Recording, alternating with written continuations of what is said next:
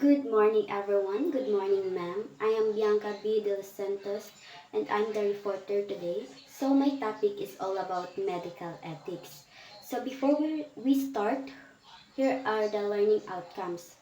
So the student will be able to state the meaning of medical ethics, describe the development of medical ethics and its importance to the society, identify the different doctrines in medical ethics, and lastly, understand the importance and implication of medical ethics in the development of science and technology. So, who wants to read in medical ethics? Okay, thank you. So, ang medical ethics daw is isa na siya ka system nga sa moral principle no nga gina-apply daw diri ang mga values ug kanang mga medicine ug ang scientific research po daw. And also gina-ensure po daw diri ang medical ethics gina-ensure po daw diri ang principle of care nakadepende na siya sa race, sa imuhang gender o sa imuhang relihiyon or religion. And also, ginatawag po ning medical ethics o health care ethics or biomedical ethics. So next is the history of medical ethics and its importance to the society.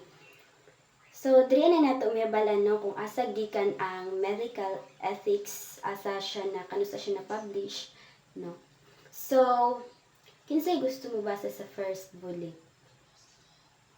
Okay, thank you. So ang word daw nga medical ethics is naggawas daw na siya atong 1803 no nga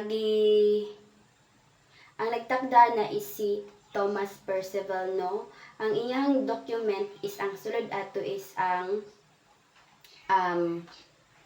kanang requirements no and kanang mga expectations sa medical professional no within sa facilities no. And ang code of ethics daw is ang sulod daw ato nga iyang na-publish is rely ra daw to siya sa words ni Percival no or kanang mga work na gibuhat ni Percival. So sa next bullet kinsa na po mo basa? Okay, thank you. So ang Hippocratic Oath daw no is isa daw na siya sa mga principle daw sa kanang profession of medicine no. Nya ang kani daw nga mga document is nagsugod daw na siya atong ika 5th century no BC or before Christ.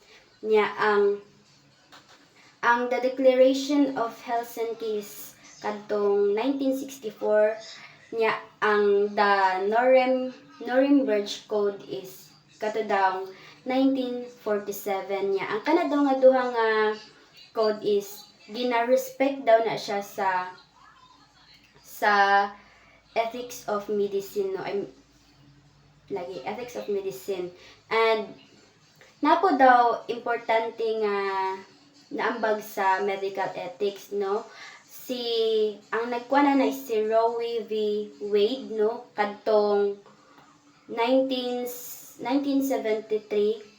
og ang pag-boom or ang pag-unlad aning hemodialysis no kadtong 1860s.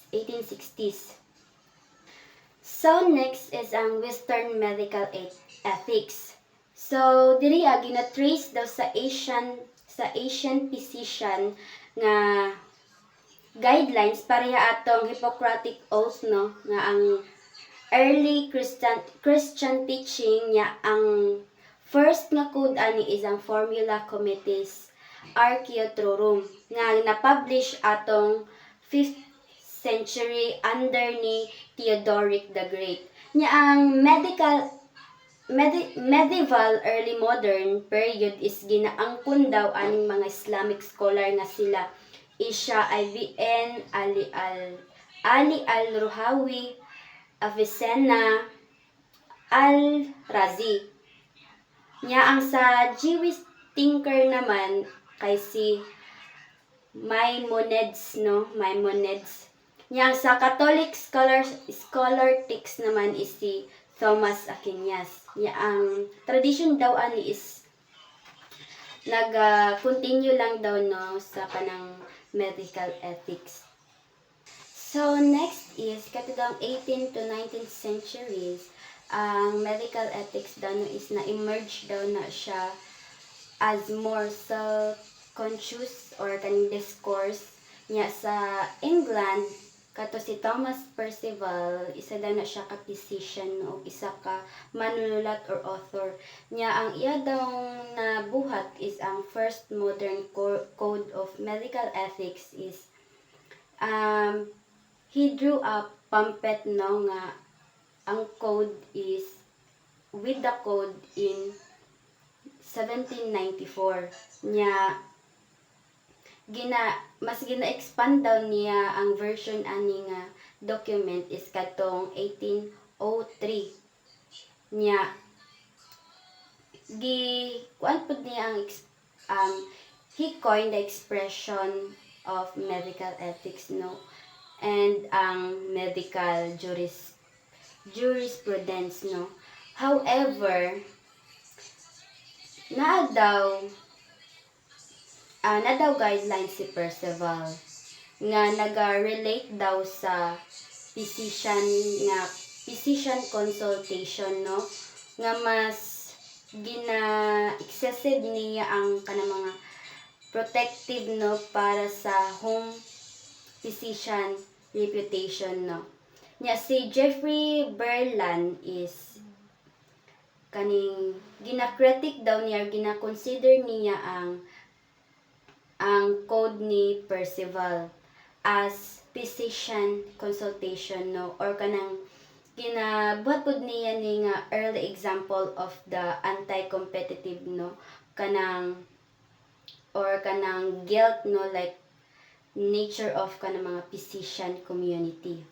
So next is katudang 1815 ang UK Parliament daw is nagpasa daw na siya o kaning Apothecaries Act no niya introduce daw niya ni tanan nga kanang mga apprenticeship niya o kanang mag formal qualification niya diri apod daw is naga-start na daw ang kanang pagkuha sa lisensya no para sa mga medical profession sa UK. So, ang next is katudang 1847 ang American Medical Association daw is naga-adapt daw na siya sa first ethics code no katong mga gipangbuhat ni Percival no katong mga code niya katong 20th century secularize niya no ang field sa Catholic ethics nga kaning gibuhat niya og liberal Protestant approach nga gina-articulate ni Tinker parehas kay Joseph Fletcher. And then katong 1960s to 1970s ang medical ethics daw is na-shift daw siya into dramatically kanang na-reconfiguring daw siya into biotics no kanang na-shift siya into biotics nya gina-build po daw ni siya as liberal theory o kaning procedural justice. So nanato diriya sa medical ethics doctrine. So ang first is ang autonomy. So ang autonomy is refers daw ni siya sa mga karapatan sa isa ka individual o sa isa ka tao no nga na siya sarili nga decision kung unsaon pagtambal sa iyahan no. Yan na pud ni siya kaning karapatan nga i-refuse niya or kaning mamili siya unsa nga paraan ang iyang gusto sa pagtambal sa iyaha. So next is ang non-maleficence, no. Nya ang kani daw is nani siya prinsipyo no nga first do no harm. Nya kani nga prinsipyo is ginaturing daw ni siya sa kadaghanan nga mga professional daw sa medicine na dapat daw na unahon kaysa sa pagbuhat o kaning tama. Nya ang kaning layunin daw nila is kaning dili daw pasakitan or kaning magdulot o kaning mga pinsala sa mga patients. Mao na ang non-maleficence. So next is ang beneficence. So ang beneficence is naga-refers daw siya sa action, no, sa nga nagtaguyod sa lain or sa others. Nya ang diriya sab is mas lalo daw ni sila nga nagsikap sa ilang mga gipangbuhat para daw sa kaning kapakanan sa isa ka patients or sa isa ka at sa ilaha pod ang family. Mao to'y beneficence, no. Nya ang justice naman is naga-refers daw ni siya sa kaning dapat daw fair na, no, fair ta sa tanan nato pasyente. Nya kaning pantay-pantay dapat ang kaning atuang pag-care sa ilahan, no, walay patas o kaning wala po daw kaning mga pag-discrimination no, sa atong mga patients. Mo nay justice.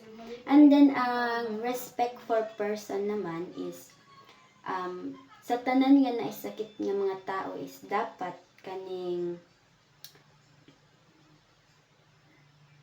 natay karapatan nga tratuhin daw nato sila nga naay kaning pagpapahalaga no sa isa dignidad nila. Nya dili po daw nato sila kaning pakiulawan, no, or ipahiya nato sila. Mao nay respect for person. No, next is ang double effect. So ang double effect is na daw siya gina-refer nga duha ka types nga principle. Pero nga kaning nag-produce daw og single action, no. Nya it is regarded as the combined effect of beneficence and non-maleficence. No, ang kaning duha daw ka type is dili sa double effect is nag-combine daw ang beneficence of non-maleficence. And mo to'y double effect, no. And then that's all my report. Thank you for listening.